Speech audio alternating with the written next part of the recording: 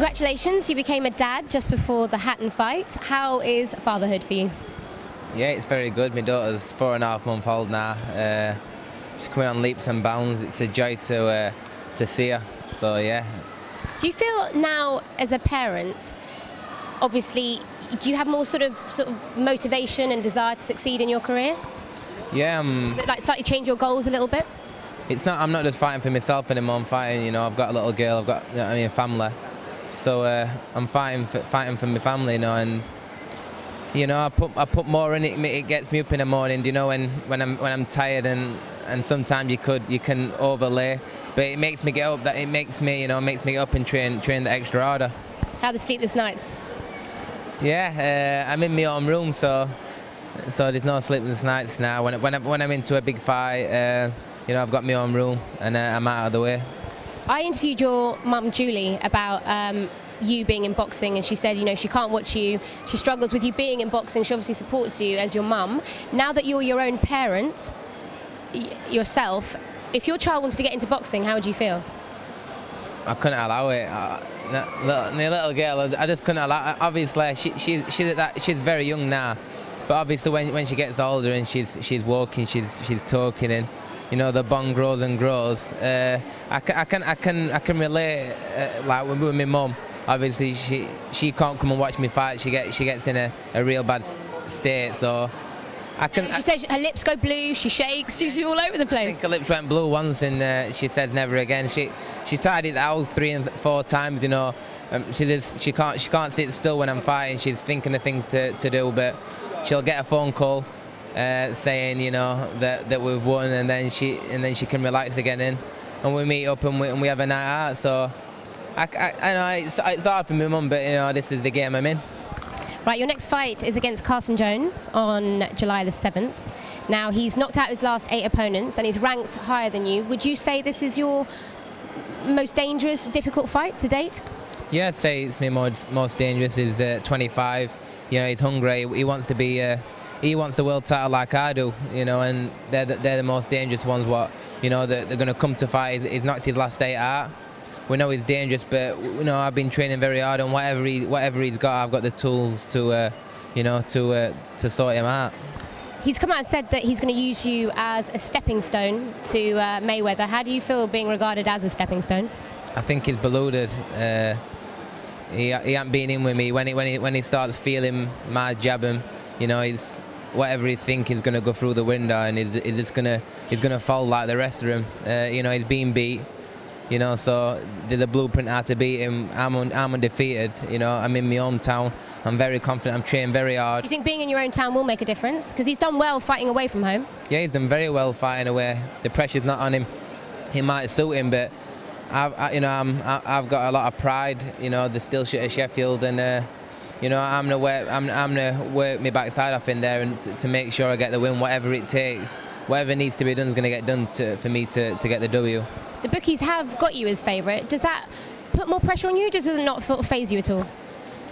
There's always pressure. Always seems to be pressure with me since I tied some gloves on. So you know, I'm just gonna go out there and just let it all hang out and do what I do and get in there and start mixing it with this Carson Jones. I've seen the press conference. We seem to see a bit more of an aggressive you. Usually you're quite subdued and sort of quiet. Has he rubbed you up the wrong way? Yeah, he definitely rubbed me up the wrong way. He come the first time we saw each other, he was bad mouthing me, slagging Sheffield off, saying, what he's going to do to me. So I've got no respect for him. I've got to give him an hiding. But do you think that anger, which you maybe haven't been used to with your other opponents, is that going to will that affect you at all come fight night? No, it won't affect me. I'm a professional, and I've done it all my life. But back in my mind, that spite will be there, and that nastiness will be in me to hurt him. You've obviously, I assume, watched the Hatton fight back. What have you learned from that? Are you going to sort of apply any of that in this fight now? Or? Yeah, obviously, fighting in front of that many people in my own town, that's a different thing. I've overcome that, so I've done it now. But yeah, I've watched the fight back with me and Matthew Hatton. It seems like I was just, I was winning the fight. I was coasting, I weren't going through the gears, and I really want to hurt Carson Jones in a nice way. I want to, I want to put the heat on him, and when I hurt him, I want to finish him. Without obviously giving away too much, are you changing your tactics at all, or your game plan for this fight? Yeah, there's going to be a different strategy in this fight than the Matthew Allen fight, but you need to come out the 7th to find out. But it's going to be very entertaining, the fight. It's going to be electric, and there's going to be a knockout. There's been a lot of changes in your division recently, what with Ortiz losing his world title, Berto being banned for a drug test. Does that slightly sort of pave, it knocks out a few of the big names. Does it slightly pave an easier way for you to be world champion? No, I'm a bit gutted that's happened, because they're the fights I want to be in. What happened with Berto with the drugs, and Ortiz, he broke his jaw. He's out of the mix at the moment, but I want to be in with because the fans know who them fighters are, and they're the fights that the fans want me to be in. So I want to test my skills with the best out there. So it is a bit bad what's happened, but the welterweight division is ram-packed full of fighters. So I was going to say, it's kind of leaving you maybe towards Lopez or Bailey. Do you have an idea in your head who maybe you want your next opponent to be? Yeah, obviously I've got Carson Jones. I don't look any further than him, but obviously, like you said, assuming you win. Yeah, assuming these Baileys and Lopez is what just come out from nowhere and beat Ortiz, and it's ram-packed. The welterweight division is ram-packed with fighters, and there's some great fights out there for me. For the fans to see.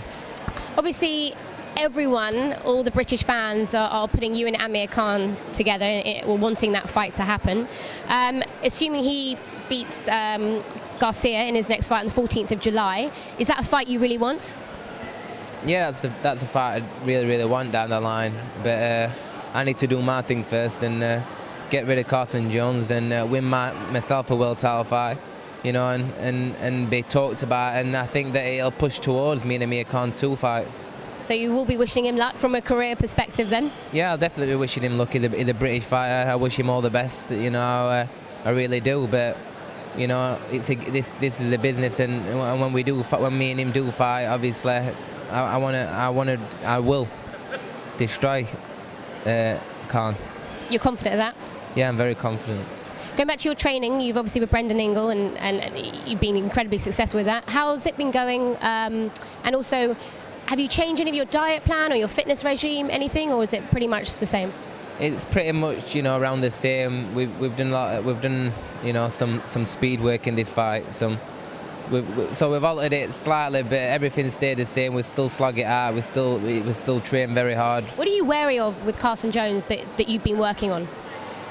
He's an overall. He's got the power. He's an overall good fighter. He sparred with top Saul Alvarez in Big Bear. He gets some good training in. So he's an overall. He's dangerous. So we've got to be on his guard, and we've got to be ready. But it's not about what he's going to do. It's what we're going to do to him. Going back to sort of the conditioning and the nutrition, something I'm quite curious of is a medical side of a boxer. And I know, obviously, in the recent headlines, football's been in the headlines because of what's been happening with Fabrice Mwamba and heart conditions and stuff. Does that, as an athlete, does that make you sort of more aware? I mean, do you get heart checkups? We get an over medical every year. Blood. Just once a year. Just once a year, but just once a year, yeah, to check that we're all in working order. Yes, it's obviously it's good to have. You know what I mean? You need to make sure that you're fit and healthy. But where we train, and we're on a strict diet, and we get the fluid in and everything, and we're reasonably healthy. But when we have that checkup, it's just it's mentally good, that knowing that yeah. I mean, when you saw what happened, not just for Fabrice Mwamba, there were other footballers, there was managers and stuff. As an athlete, did it give you a bit of a wake up call to just almost wanted to sort of double check yourself? Yeah, it's scary. It's obviously scary what's happened, and it makes you think. What we're doing. What's happened to these to these footballers and things. So. It does make you think, Check it's still ticking. Am I all right? Yeah. Listen, everyone knows what you're like as a boxer in the ring, but not many people necessarily know what you're like out of the ring. What are your interests? Besides boxing, what are your passions? Just what normal people kind of like. I like walking around Meadowhall. I like shopping. You seem popular here today. Yeah, this is where I come. I like walking. I like nice restaurants, fast cars. That kind of stuff. I'm just a normal kid. Are you able to switch off when you finish your fights? Though, is it easy for you to totally switch off from boxing? Yeah, when I walk into the gym, everything's boxing, and that's what mistakes a lot of people have. When they walk out of the gym, they're still boxing. When I leave the gym and I've finished and I've had a shower and I've finished gym, I switch off. I just switch off and I'm just myself, really. I only talk about boxing if someone talks to me about boxing, but it's good to switch off because you can end up burning yourself out if you're thinking and you're talking and you're doing too much boxing. Throughout your career, you did hit a slight rocky patch and possibly had a little brush with the other side of the law, or the wrong side of the law. What made you? Was it family? I know you're very, very family orientated. What made you suddenly wake up and just switch around completely and focus? Well, I had a little bit with the law, but obviously I've got no convictions. It got overturned. It weren't my fault that what happened. It was a silliness, but obviously now I've got family orientated and I know what I want in life now. And when I do go out, I've got good people around me. So it's. You need to be on guard, don't you? Because I'm a victim. People, I'm in the public eye now, so people, are there to spoil. More of a target. More of a target. Moving on, you've been with Matchroom now, and every fight that you've had with Matchroom has been a massive step up for you in terms of the calibre of fights. Would you say that it's fair to say sort of Eddie Hearn's sort of changed your career around? Yeah, I'd say I'd go far to say as Eddie Hearn's the man. It's changed my career around. Like my profile and everything about me has actually gone through the roof. I can have any date I want, and he's got everything rolling with Sky. And like I said, obviously, we're good friends. We can go out. He's close in every way. He's the best promoter that any fighter could have. Well, thank you very much for talking to me, and good luck on July the 7th. Thanks.